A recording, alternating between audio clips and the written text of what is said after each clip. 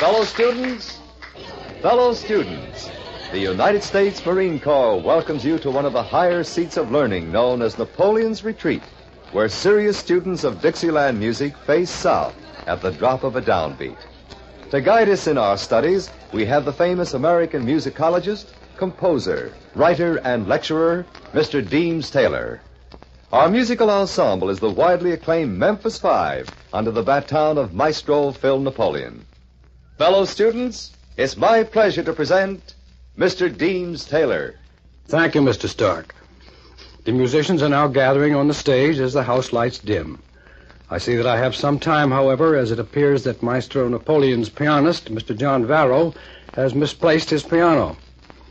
Let me take this time, then, to say that in answer to many requests, we are again opening our concert with a potpourri from the musical literature of our American universities. Some time ago, we presented selections from the Ivy League colleges. So this evening, we will turn our attention to several of the Midwestern universities.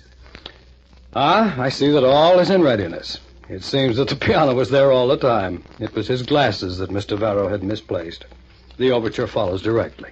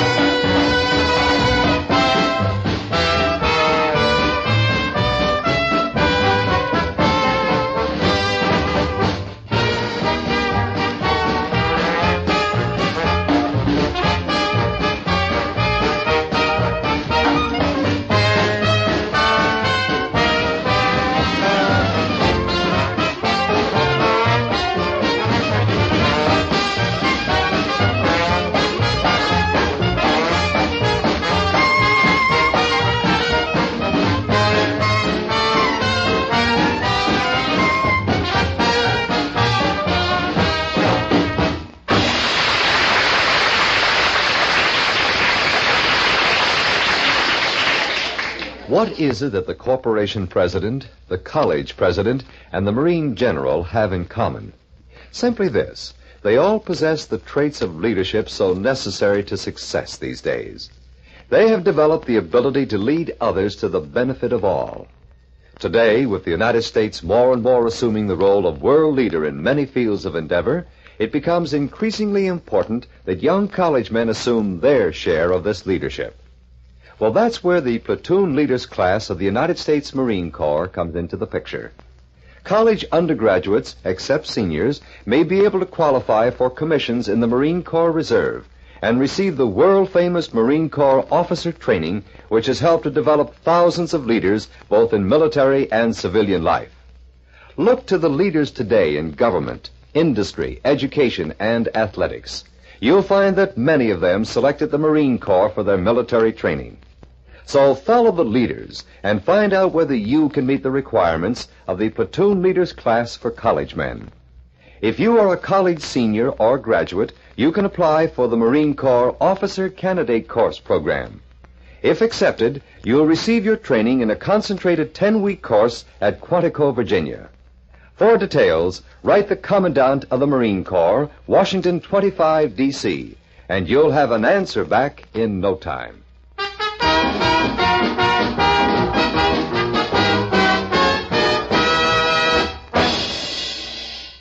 No doubt our programming of the college overture threw our maestro Phil Napoleon into a nostalgic mood, for he follows with a work associated with his days of schooling. It is entitled Basin Street Blues. As we know, this is a famous street in New Orleans where the maestro matriculated for a course in pushing notes through the iron horn. The maestro was but 12 years of age at the time, and he ran away from his home in Brooklyn to pursue these studies, which we feel is as good a reason as any. In those days, New Orleans faced a serious problem of drainage and sewerage, due to the fact that the city is entirely flat and lies several feet below the Gulf and the high water mark of the Mississippi River. However, the immense work of digging drainage canals and building pumping stations soon corrected this situation. The composer of the work we are about to hear, Spencer Williams, no doubt meant his work as a tribute to the corrected situation, for we find these words in his lyric, and I quote, "Basin Street is the street where the elite always meet," end of quote. Therefore, it is obvious that the drainage problem no longer existed. Maestro Napoleon will now salute the scene of his youth and schooling with his reading of Basin Street Blues.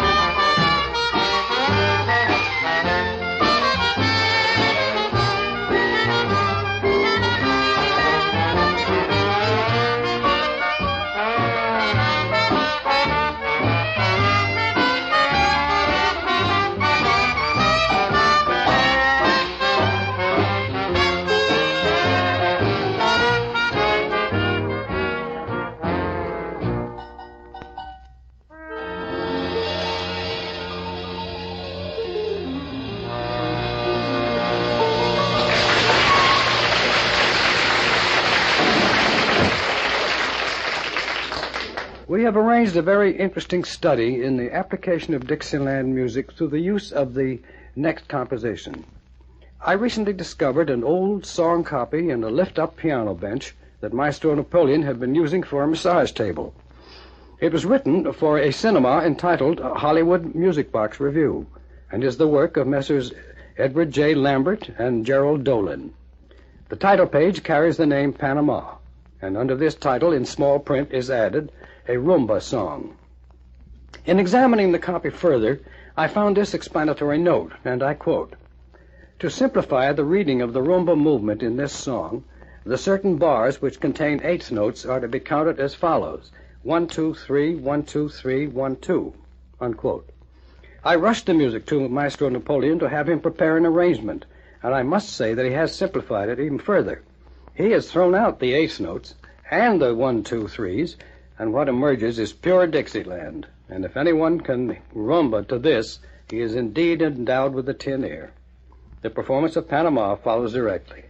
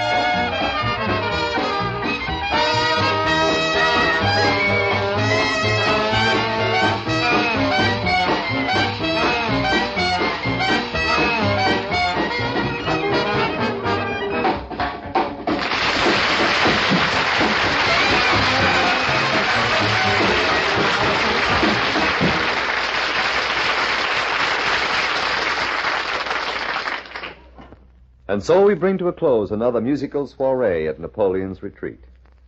All college men are justly proud of their varsity letters and miniature gold footballs or basketballs. And there's another mark of distinction that college men are proud to wear: the gold bars of a United States Marine Corps lieutenant. Get the facts today, college men, by contacting your nearest Office of Officer Procurement or by writing to the Commandant of the Marine Corps, Washington 25, D.C. So now, from the home of Dixieland music, this is Deems Taylor bidding you good night for Maestro Napoleon and his Memphis Five, and for our writer-producer, Ward Byron.